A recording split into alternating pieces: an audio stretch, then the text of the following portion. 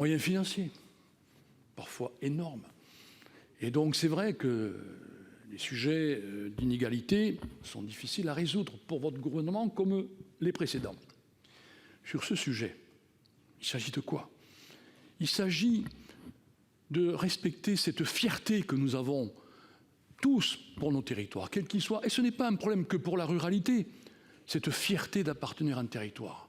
Au moment où nous avons élargi des régions qui font qu'on est un peu perdu partout, au moment où on a des cantons qui ont été modifiés, eh bien, la passion de nos territoires, le fait que nous appartenons à une culture, à des traditions, à un patrimoine, tout ceci constitue une symbolique.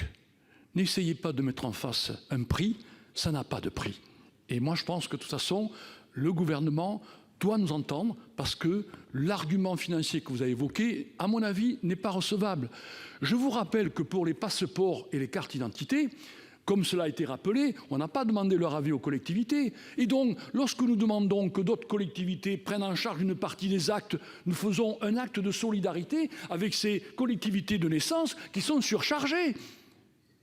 Et les citoyens de ces collectivités seront en droit de dire « mais comment ça se fait que je paye une prestation pour tout un département ?» C'est le cas du Gers, où il n'y a plus qu'une maternité ou deux.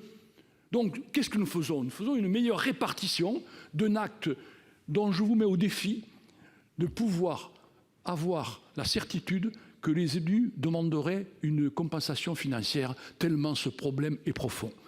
Et aujourd'hui, cette loi, dont je remercie donc Hervé Marseille d'avoir porté dans une solution d'ailleurs adaptée, transitoire, expérimentale, j'espère que vous allez la défendre et que l'Assemblée l'adaptera. Merci.